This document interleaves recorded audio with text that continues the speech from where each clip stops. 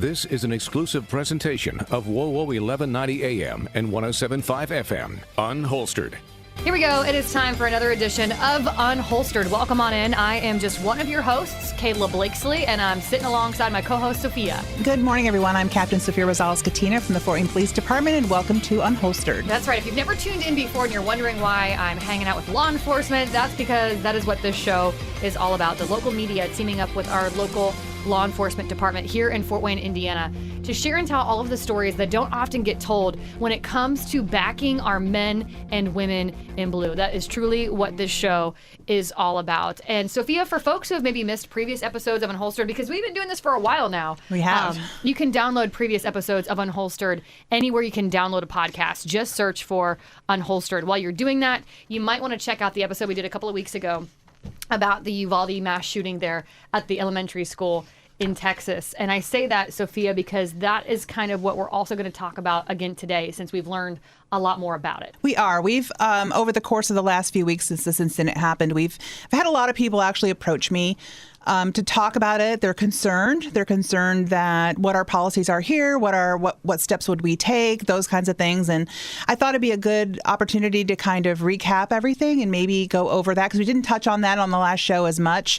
But I did bring on someone to help me do that. I brought Lieutenant Kevin Zelt back. He's been on before. Kevin, welcome back. Yes. Thank you. Thank you very much. He's a former Can I SWAT make a comment team. here about Yes, Kevin? go ahead. Okay, you just said former SWAT team member. I was gonna comment on his wardrobe today. Right. He's in civilian clothes. He's got like this Hawaiian print shirt on. I about didn't recognize you when you walked in, Kevin. Yeah, a lot more comfortable and laid back today than normal.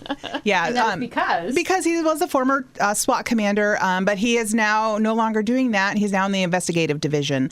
But I just want to kind of give him his props, because he has been the longest commander for the SWAT team in the Fort Wayne PD history. He's had thousands of operations, and he's just very intelligent, thoughtful, kind of no-holds-barred kind of guy, and the guy you want on a scene with you. So I just want to acknowledge that and acknowledge his service to that team and our community. So though you have retired then with SWAT, you Yes. are still a part of the an active part of the Fort Wayne Police Department. Yes. Yes. I'm a lieutenant in the investigative division, and this is my second week of retirement from SWAT. How's it feel?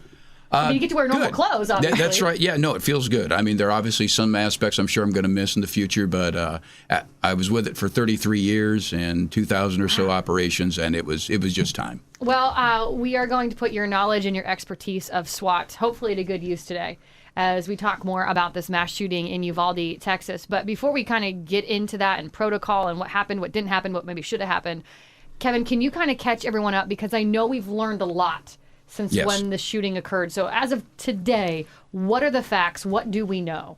Without going into great detail of the incident from the very beginning, I think everybody's pretty clear on the Yes. fact that you had this young man who took a rifle, ended up in a school, and ended up in a locked classroom with children and teachers. And the big question, of course, was a response by primarily the chief of the school police department, were his actions appropriate? Well, over the weekend, he has given his side of events, which have not been heard up until now. Now, he did give them through his lawyer, and I would do the disclaimers first off that none of us here in this room or anywhere in the sound of my voice knows for a fact what happened there. Okay, we're going by media reports, which can be mistaken, erroneous, etc. And we don't know what the truth is until there's a complete investigation. Assuming the chief is telling the truth, this is his story. He states that when he arrived there, he believed he was the first officer in the scene. And what he did was he grabbed his firearm and he ran into the school to confront the shooter, which, in my opinion, is exactly what he should have done. Yes. He's come under a lot of criticism. I've seen some so-called experts. That. What's that? He's come under criticism for doing that? Yes, I've read some experts that have said, no, as the chief, he should have started organizing from the outside. And my point to that would be, do you remember a couple of years back, there was a school resource officer that while children were being killed 10 feet inside a door, he stood outside the door behind a pillar and did just that, where he was trying to direct traffic into the place and never engaged. Yeah, and isn't active shooter protocol the first officer that arrives armed is the one that's technically supposed to engage the shooter? Yes, absolutely. And if what the chief describes is correct, he did exactly what he should have done. He went in there. Now, there were a few things that I think he made personal errors on, but I don't think any of them were probably mission critical. He claims when he got into the hallway, he was joined by another local police officer. Keep in mind, you got two agencies, the school police department. And that's what he's part of. Which he's the chief, and there's only 6 officers assigned to that department. And he came into contact with one of the local officers, and they made their way down the hallway. Teachers were telling them where the problem was. When they got to the area where this classroom was, where the man was inside, they were met by other officers from the local police department who were coming from the opposite direction. The chief states that he was the first one to get to the door. He tried the door, and unfortunately it was locked and, of course, barricaded from the inside because that's what the doors were designed to do, keep, violent people out. Mm-hmm. Now it was working against them. He did not have his radio with him and did not have his keys with him. Now, I don't know if he had master keys that would have gotten him in, but I would assume that as the chief of police, he probably would have. I would certainly hope so. So those could be fouls, I suppose, that he made. The radio, he claims he didn't take his radio because the clip that holds it to his belt, he thought it would fall off, and he thought that there's a whip antenna that would whip him in the back. Now, I'm going to cry foul on that. I think that's not an appropriate excuse. And Sophia, back me up on this. How long did it take you when you were just a brand new police officer to learn that you don't go into a bar fight without a radio? Very quickly. Very quickly. Days, do you wear probably. one right now, Sophia? Do you have one on? Radio? Yes. Yeah. Yes. Yeah. So, I'm going to cry foul on that one, but I don't know that it would have made that much a difference. He tried to get keys so that they could try to make entry. He said he did not tell people not to enter because it was a barricade. That's what the local chief police claimed, was that he told everybody to stay out because he was deeming it a barricade. This chief of the school police department says that is not the case. They just couldn't get in. He used his cell phone to call for someone to bring him keys. Now, lack of radio may have delayed that to some extent, but they got keys.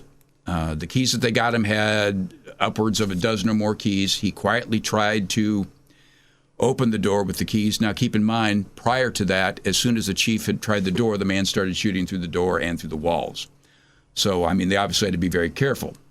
He was trying to open the door with the keys quietly, and none of them unlocked the door. Oh, my gosh. He was able to get another set of keys in there, and eventually they were able to find a key that worked. And by this time, the Border Patrol SWAT team, they were there waiting with them, and as soon as they got the door open, they went in and they engaged the shooter. Now, there were initial reports that he had ordered people to not make entry into the room. And Border Patrol and local officers said that there was a command given over the radio that they were not to make entry. Now, this chief of police of the school department did not have a radio. So I don't know how he would have made that command. When the local police have been questioned if they have any idea who gave that order, they have not given a reply. So there seems to be some confusion as to whether there was an order given not to make entry, and if it was, by whom. But that is the police chief's story of the school police department. If his story is in fact true, I would have to say that nothing he did was inappropriate. He acted appropriately. He did the best he could. He made some mistakes, yes, but I don't think that any of those mistakes were probably in the end mission critical. So was it the local police that, because at one point the shooter was considered an active shooter, and then it seems that changed, like to you said, to a barricaded suspect. Yeah. Do you know who made that change? Because I know then protocol changes, strategy changes. To me, that's a big thing. And I guess what I'm trying to understand, Kevin, is who made that call and why did it not stay an active shooter situation? Yeah, well, what we have to get into here is terminology. And what it seems to me is we're dealing with two different terms. Generally speaking, the accepted definition of a barricaded suspect is a person or persons who are armed by themselves, barricaded in a structure and refusing to come out, and there is some pressing public safety need to take them into custody. This would be somebody like a murder suspect, a bank robber that's by themselves in a structure. In other words, they have no hostages, nobody else. This chief gave his definition of what he meant. What he claims that he meant was the man had hostages, he was possibly actively killing, but he was barricaded to the point they couldn't get in. So you have two different terms. He claims he never told anyone to not attempt entry. They just couldn't. They wanted to, but could not do it because of the door. And until they got a key, there was absolutely nothing more they could do about it. So is it possible that somewhere in that communication via radio, cell phone, whatever it was, when someone said, hey, he's barricaded inside, that got lost in translation from active shooter to barricaded suspect? I mean, is that possible? Yes, I'd say that's probably what happened? It's entirely possible. I would say it's even probable or likely. He was simply referring to the fact that, hey, this man is inside, he's barricaded, we can't get to him. Other people may have misinterpreted that to mean he's by himself, it's a barricade. The chief of the school police indicates that at no time did he tell people to stop. He wanted to get into that room, but they just couldn't do it. Now, we're assuming that that's the truth, but if that isn't case, or in fact the case, I would have to say you got to give them the benefit of doubt. They did the best they could and just didn't have the resources or ability to do that. If he'd had his keys with him, could it have been different? Maybe, but I don't know that he had a master key. I think what we got to do in this case, as in all cases, is first off, we got to avoid this rush to judge that our nation just wants to go through. Yeah, we do that all the time. We're good at that. Yes, the rush to judge. And the Department of Justice is going to do a thorough investigation. And I think what we need to do is wait until that investigation is complete. And I think you'll have a much better picture of what happened. And, what I will find, or what I'm interested in, is what do the other officers on the scene have to say? Will they back up his version of events, or will they say, no, that's not what happened? He told us this, he did this. That I think that'll be the key. But we know, though, not to say that people are deliberately lying, but we know, like in times of stress, high stress, combat situations, that people forget what they say, what they do. And we've had officers not remember how many fires or shots they fired. We've had officers not remember saying things that they said. So this may not be a case of I'm deliberately lying. It's just I literally don't remember what happened or what I did. I'll do that on the air. If you listen on a regular basis, you know that I host my own radio program Monday through Friday. I'll get done with a segment and I'll be like, I don't even know what I just said. Yeah, and I'll stress enough, this is why training is so important, and training, consistent training, and the right training, because like I said before, what you do in training comes out when you're out there. So many people reached out to me, Sophia, because of you and what you said on our last few episodes ago when we talked about this. You said, it was a Navy SEAL quote, and I hope I don't botch it, but you said that you don't rise to the occasion, you fall to the level of your training. Yeah. And that spoke to a lot of our listeners. Yeah, it does. And I'm standing here before you because I know that to be fact, and I as I go back through my police career and I'm in different situations and different potentially bad situations, and I don't even think, I just do, because this is what I've been taught, and it's always changing, it's always improving as we go along and we learn different things. And like I said, I can't give enough kudos to our academy staff who keeps up on everything, these national trends, these things that are happening all over, and then we adjust our training to make sure our officers know what to expect. I mean, we can't pick it. The day, we don't pick the day picks us. So, but having that thought that this is something that could happen, potential could happen, and something I can win, because mindset is everything. I am not going down. If you get in a fight with me, I might not win. I might not be the strongest person, but you're going to know you're in a fight. And I am, till my last breath, I will fight you.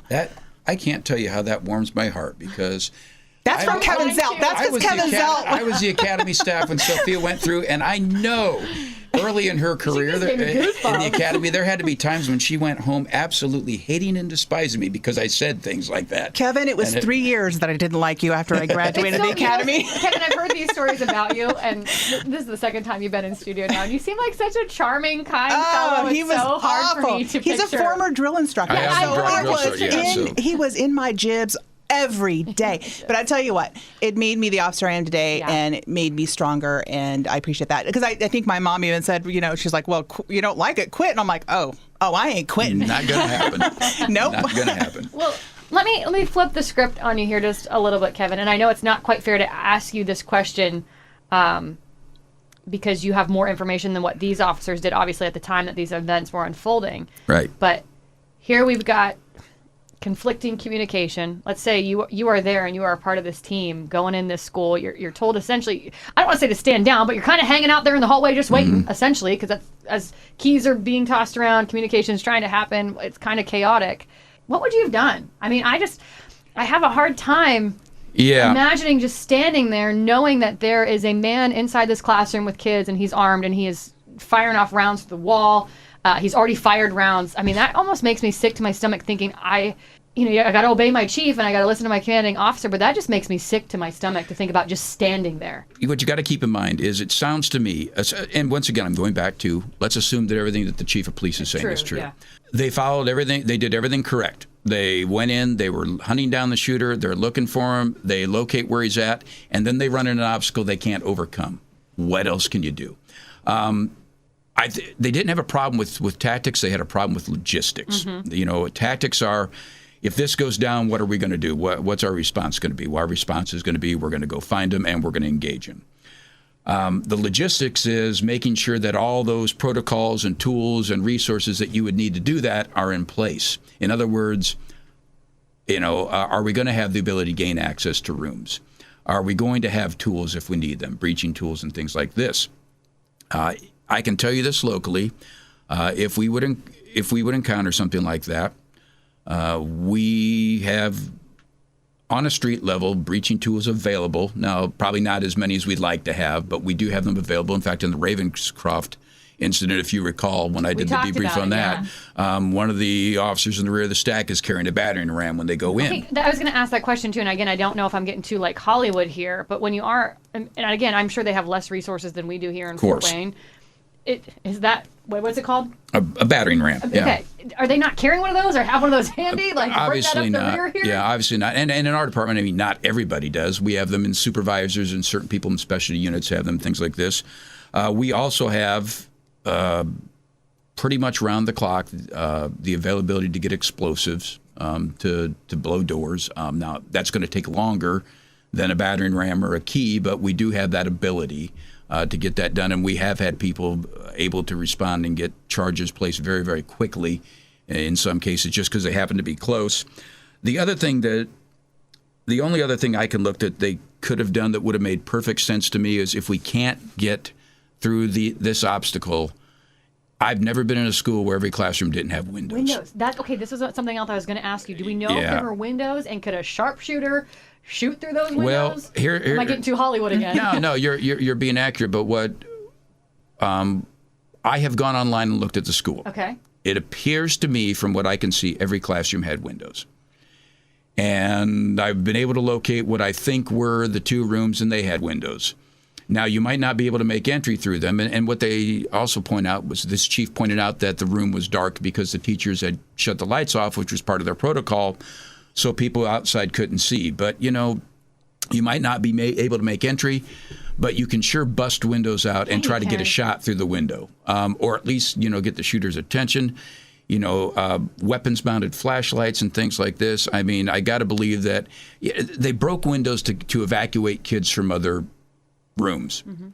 If you can break the windows to evacuate them from other rooms, why can't you break the windows where the problem is? If you can evacuate to get out, to break them to get out, why can't you break them to get in? Yeah. Now, going in through the window is kind of a suicide thing, but you can certainly establish what we call cover ports, and that is you can shoot through the window. Right. Okay. So, that would have been something that I would have explored, very quickly. Okay, we've come at an obstacle. What's the other alternative? I don't know how establishing a cover port and trying to engage a suspect from a window is more dangerous than using a key and going through the door. They're both equal, if you ask me. If he's engaging us, he's not engaging the children. That's right. Yeah, one of the first things you want to do is get that person's attention off of their victims and get them onto something else. It's, the whole, what they call the OODA loop concept in that. In other words, and Sophia, you were a negotiator. If they're talking to a negotiator, they're at least occupied with something other than killing people. Mm-hmm. If you're busting windows and they're shooting at where they think the police are coming in, they're at least not thinking about their victims. And so that's one area I think they could have explored that I think here we would have certainly explored, but for whatever reason they didn't. Have you discovered, or do you know in terms of what they did have at their disposal in terms of resources? Because that's a good lesson Sophia taught us just a couple of weeks ago. They are a much, much smaller department, their local department, that is, right, than what we have, obviously, here in Fort Wayne. And I think sometimes people forget that that not every police department across the country has what we have. Oh, yeah. I mean, you're talking about, well, first off, let's look at the chief of the school department. He had 6 officers in himself. I mean, I got to imagine resources were very scarce. For example, when he talks about the radio, one of his concerns was, hey, when we were in the hallway, we had to turn our radios off so he wouldn't hear us, because when he would hear people, he would shoot through the walls towards them. Well, most agencies have earpieces. Yeah. I mean, so obviously he didn't even have access to those kind of things. Yeah. I don't know. He states that he was hunting the gunman with a pistol. That's less than ideal. So they obviously didn't even have weaponry accessible to them at the time that would meet that threat, So, I mean, I don't think, if in fact his statements are true, you can't blame him for lack of courage. He didn't have lack of courage. He was going to the threat. He had minimal resources, but he was going anyway. He went right up to the door and tried to open it, couldn't, and then they were stuck at that point in time. Yeah, I mean, I would argue that every police department in this entire country that has a school system within their jurisdiction should have access to patrol rifles and should have proper training. That should be a bare minimum. Because if you're going in, because most of these things happen, and a lot of times these are just kids. I think we forget sometimes these are teenage kids. Mm-hmm. I mean, most of the ones that have happened over the course of the last few years they're just children, but they're armed. They're armed better than a lot of the police departments. Yeah. So if we really want to start somewhere, we need to adequately supply our police departments with the weaponry needed to do the job sufficiently. That's why this defund the police rhetoric movement to me is this is a perfect example of why it's so infuriating. Oh, absolutely, yeah. When people say defund, I feel like they truly don't know what they mean. They don't. I mean, and they just assume that everyone is like them and everyone's good and good-hearted. But we can see across this nation that is simply not true. Yeah, all you have to do is look at the communities where they have embraced the defund movement and see what's happening at their crime rates. I mean, it's you don't have to be a genius. You don't. That will not. Well, they just recalled the prosecutor in San Francisco because of his policies. Yep, I saw that. So moving forward, I mean, obviously Sophia just kind of put forward a solution, but what do you think is at least a solution or some solutions when it comes to keeping our kiddos safe while they're at school? I mean, I know a lot of people throw out, arming teachers or more security or having only one entrance into the building. Do you have any thoughts on that? I'd love to hear your perspective. Yeah, well, part of the problem is, of course, America is one of those countries. We want to live in a country that's risk-free, but that's just not possible. Yeah. It's not humanly possible. We could obviously do better. If you look at, and people get angry when you talk about this, but if you look at nations like Israel that deals with terror every single day, they've got systems for protecting their schools that maybe we ought to look into as far as checkpoints and doors and things. But one of the problems we run into is Americans don't like to be inconvenienced. And they want to pay for things. Yeah, they don't want to pay for things. They don't want to be inconvenienced. They don't want their kids being scared. Because, you see police officers and going through checkpoints and things like this. It can be scary. But the fact of the matter is, I think if children start out with that environment, they just don't think anything of it. I mean, if you're bringing kids into school at kindergarten and they're going through doors a certain way and going through certain protocols, it just becomes second nature. It's nothing that's going to scare them. I tell you what, where we take my kid to daycare, which I will never reveal where that's at publicly.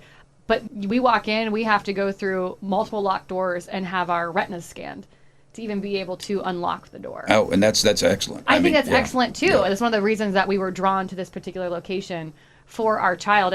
But at the same time too, I also acknowledge that not everybody else has the luxury to be able to afford that, because it's not cheap. I'll be the first one to say that too. Right. With those kinds of security systems comes a cost. Right. And so that's why I go back to, not all Americans want to pay for that or can pay for that, Especially nowadays. Especially but look at the money we spend in our schools for things. Yep. And what are our children worth? I think that's the bottom line. We could cut there's a few classes I could think of that come to the top of frame of mind, a couple of activities that we could cut out to allocate more funds. Yeah, I mean, and in our training, I think I have Lieutenant Grossman's book on combat with me, and I use that as a reference for a lot of things I was looking up for this show. He talks about school shootings in here, and it's a really good book. It's about the psychological effects of combat, what people go through when they're in combat. It's an excellent book. So, On Combat by Lieutenant Grossman.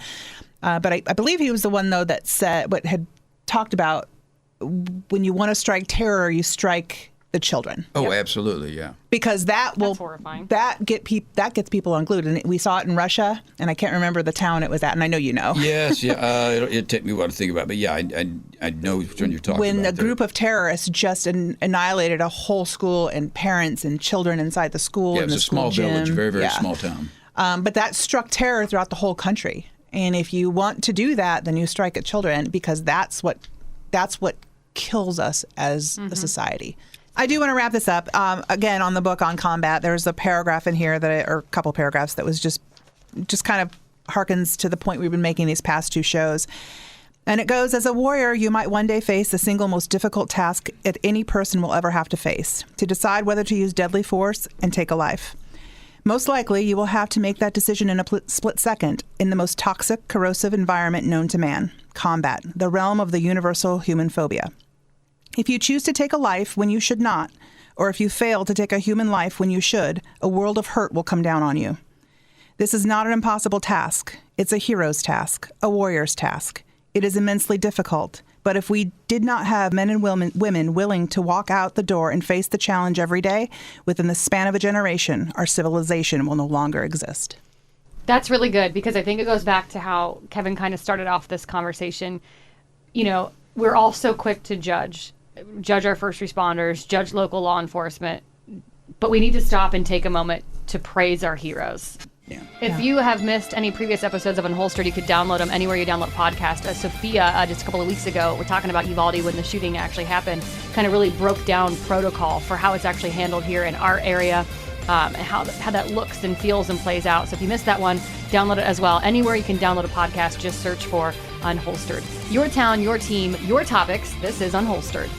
Thanks for listening to Unholstered. Be sure to subscribe to us on Spotify, Apple, or wherever you listen. And remember, you can listen every Saturday morning at 10:30 on WOWO 1190 and 107.5 FM.